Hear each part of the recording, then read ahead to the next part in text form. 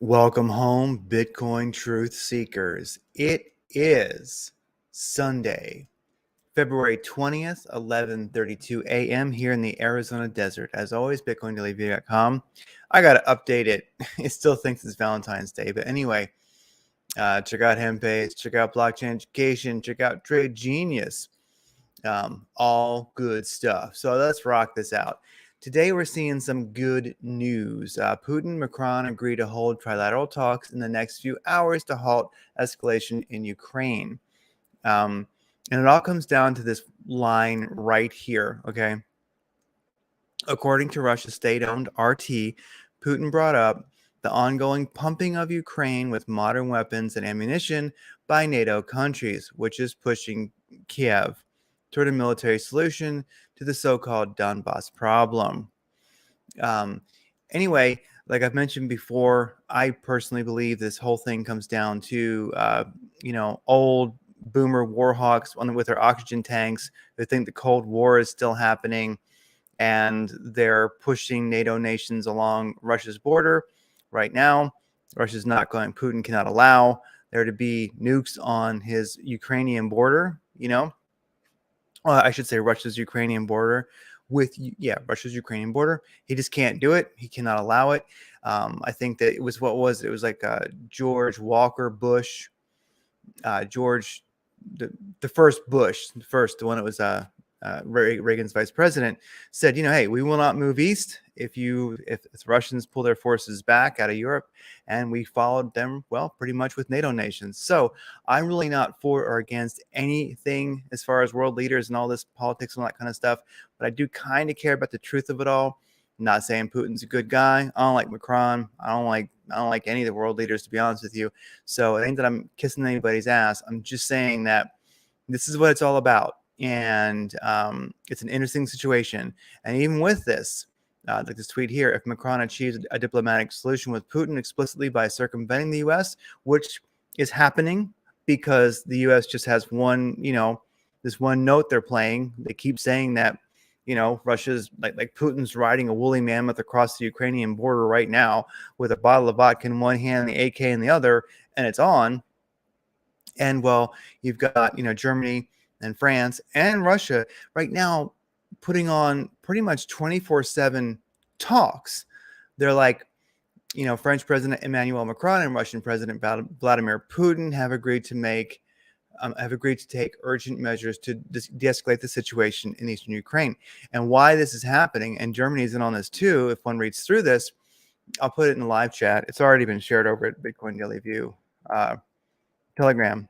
But basically, if one looks at this, you kind of see what's going on. And I won't belabor it, but this is really, really super good news, I think. I think we're seeing a bit of a rally today. And I think it could be on this news because basically, if Germany, France, Russia, Mr. Putin there, sitting on his woolly mammoth at the Ukrainian border with his bottle of vodka and AK, if they're all talking actively and making resolutions, basically, I think they're going to put pressure on, this whole, NATO and Ukraine sort of. Putin can never let it happen. He can't. If you believe that there was a point for America having the Cuban Missile Crisis, that and really, if it wasn't for JFK, and if he had not read The Guns of August, and he hadn't made his staff read The Guns of August, he actually did accredit that book and how you had the world march into war that it did not want. The world march into the war that it did not want. So if it wasn't for him, in the face of a lot of warhawks saying, we need to take action, we need to fry this planet with nukes, the Cuban Missile Crisis would not have gone so well. People don't realize that there were communication issues. We were doing Morse code, to communicate. It's crazy. The more you learn the story, the world came very, very close to the brink. If it hadn't been for somebody who had resolve and peace in mind and had garnered wisdom in their life by reading great books, this world will be very, very different. And I have to tell you, it's the European nations, it's Macron, it's what's her name, Merkel. Well, anyway, I'm not sure she's very wise, to be honest with you, but pretty much Macron and Putin right now, they are the voice of intelligence and wisdom.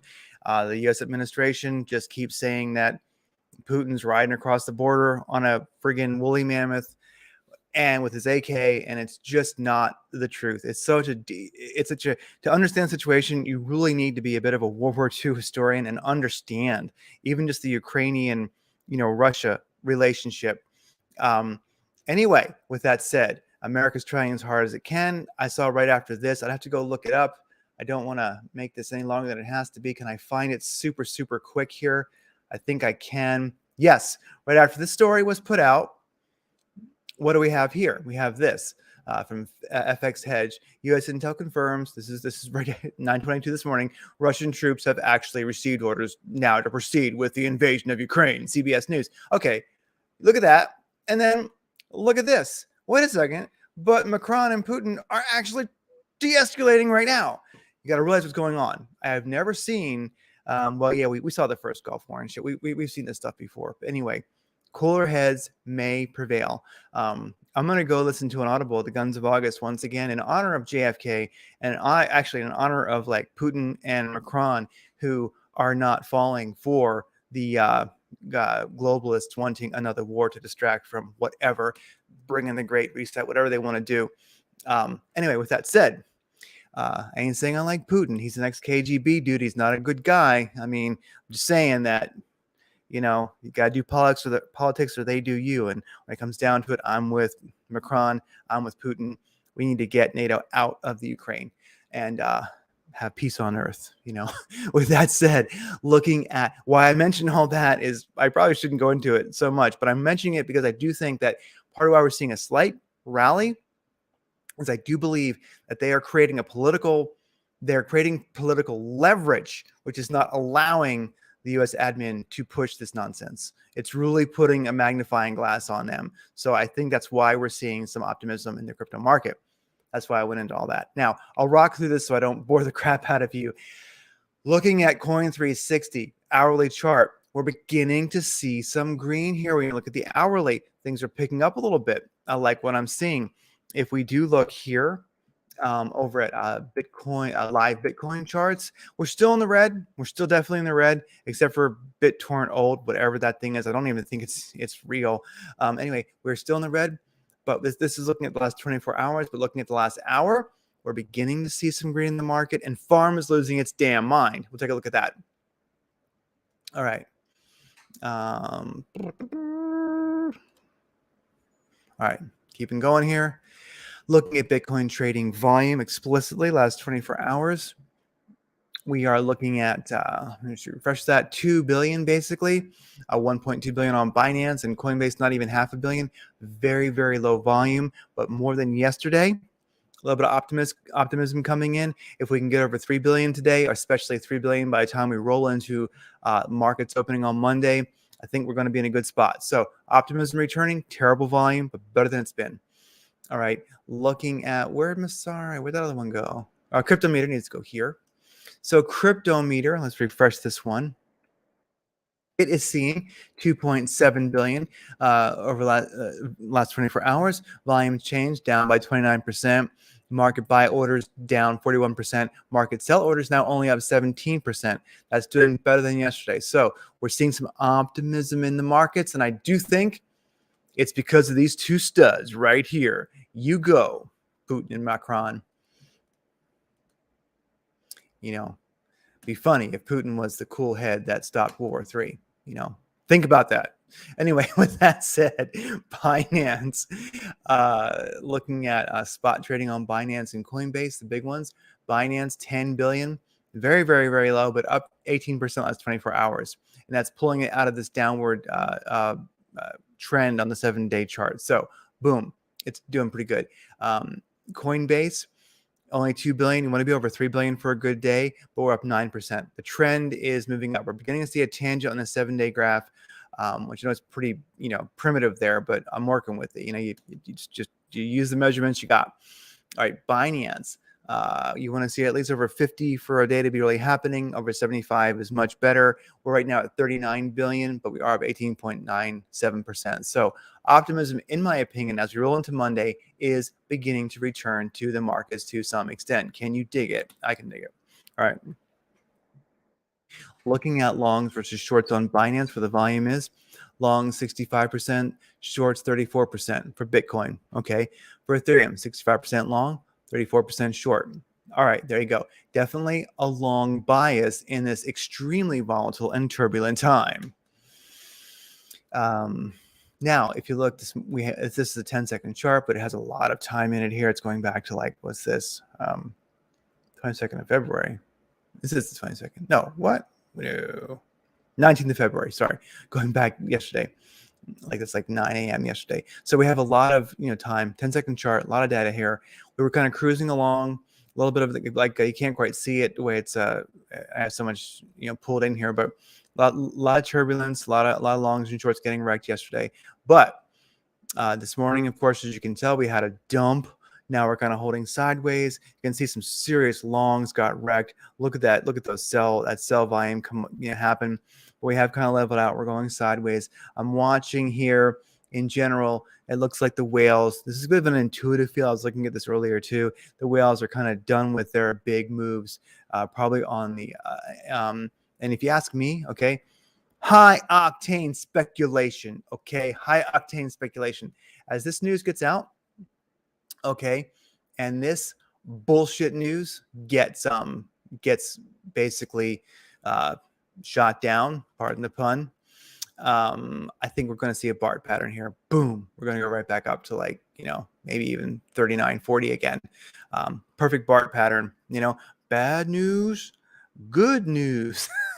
All right, so anyway, looking at the 45-minute chart, but we're pulling in a lot of time here. Okay.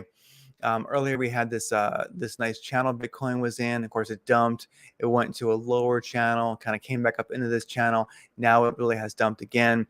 I can't really say I have enough time going sideways to call it a channel, but indicators are beginning to trail off the severe dump mode, basically. And if you do look where we're at right now, we are at a place definitely of previous support and resistance in the chart. It makes sense that we dump there. So is this the bottom? I don't know, but I tell you what, before this, for what it's worth, I did not actually hedge into Bitcoin with my stash of USDC I have over in USDT I have on the side. I actually hedged into some alts. I don't want to shill them, so I won't tell you what they were. But basically, I think Bitcoin, it's a risk right now, and I didn't hedge into Bitcoin. I mean, we definitely could see a nice BART pattern here. It would not surprise me if we just went, and then started ranging sideways again.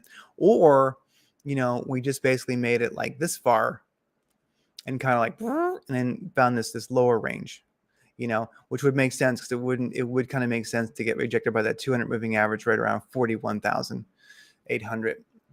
Would be a spot definitely to see a rejection, but still we'd be up there. So either this, range where the sun, which goes from like 41,800 to like 42,800, or this range, which is kind of like, 43,300 to like, 43,000 to basically like 45,000. So anyway, this is not exactly scientific, so bear with me, but there you go. That's what I'm thinking.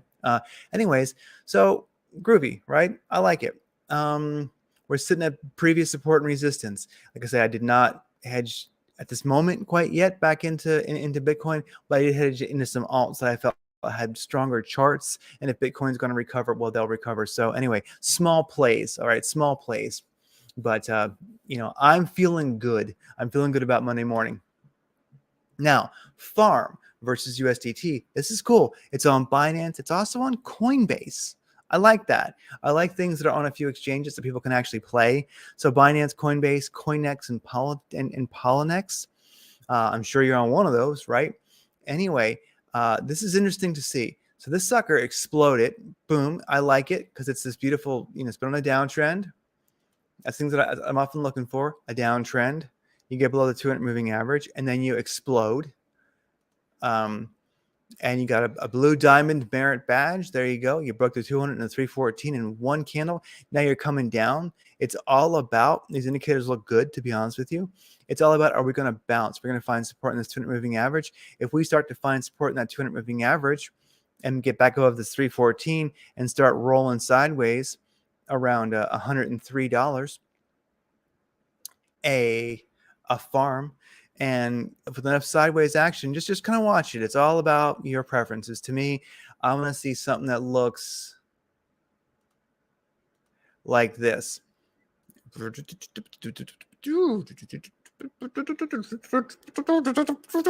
Anyway, that's what I'm kind of looking for.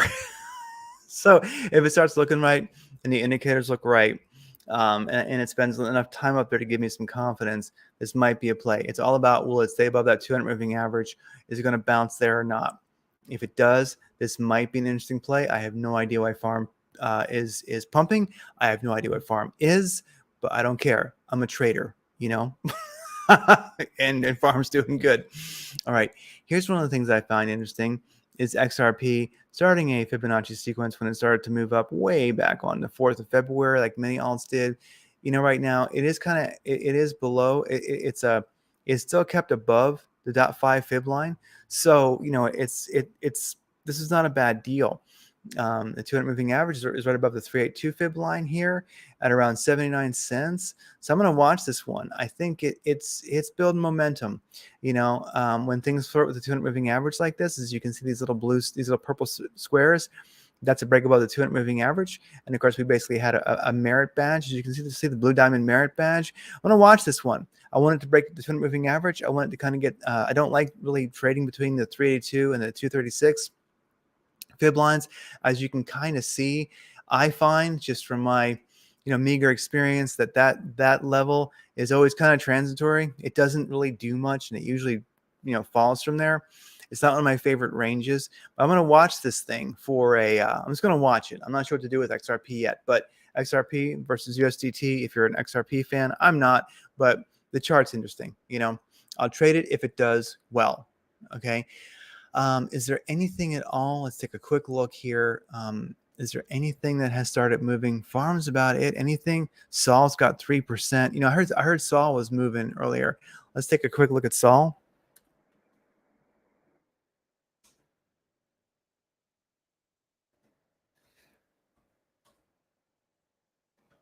So on Binance, KuCoin, Coinbase, I think. I like things like this, which are on a lot of exchanges. Okay. I love it. I simply love it. I do. Here's the deal. Why? Well, once again, you have this beautiful downtrend. It's starting to want to break out of that. But if you look here, there's the 314 moving average. It's making a hard push right now. It's got a green directional index.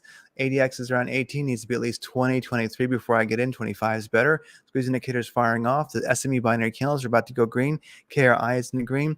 Stochastic RSI shows it's been pushing really hard to get where it's at. It probably needs to go sideways a little bit before it continues up. Maybe a little bit of a retrace. Wave trend oscillator by Lazy Bear is showing we can go up a little bit more, but probably won't. I'm looking at an hourly chart real quick here, because the hourly chart is the best spot to find your stochastic RSI oversold and overbought. We're just hitting that tangent. This thing is for overbought. So I think we're going to see a bit of a slowdown here. So anyway, I'm watching this Sol versus USDT. This thing wants to get above that 200 moving average. It's making a good push. What I'm going to do right now is I'm going to put an alert in for Sol crossing. Mine's kind of buried here, but basically the idea is it is the 200 moving average, crossing 200 MA. And when I see that come in, I will look, because if it can make a burst, then it very, very well may do that. Get a blue diamond merit badge, cool. You know what I mean? And then if it comes down and finds support, if we start the week strong, Sol versus USDT might definitely be an interesting play. Also, Sol versus BTC. Let's just check that one out. Sol versus BTC. Now check this glorious thing out. Okay, so just recently, this is a 45-minute candle chart. We had a beautiful break above the 200-314 moving average. We got a blue diamond merit badge, a little bit sideways. Now we're moving up. We are pushing, but we're kind of far from that moving 8 right now, the red moving average, moving 8 moving average. So we'll probably come down a little bit. These indicators are looking a little bit stressed. That's a lot of push, but they're looking good. Would not surprise me if this one continues moving, but it's going to retrace a little bit first. So Sol versus BTC. Can it stay? If BTC Bitcoin starts pumping, this will probably get crushed. But if you find a confident spot to get in this one, and you can get like a trailing take profit rolling, or keep moving your limits up, this might be a nice play. I like it. You got your downtrend, boom. It's been consolidating, building momentum, getting blue, little pink squares, showing 200 moving average crosses. We had a blue diamond merit badge right now. It's big burst. It's coming down. Watch this one. This might be a play. Watch Sol versus BTC. Watch Sol versus USDT. And here's the deal: regardless of what Bitcoin's doing, regardless of what is happening in the Ukraine, regardless of the totalitarianism in Canada, which may come to America. We have a trucker convoy starting. The globalists are not going to like that. It's not going to be easy.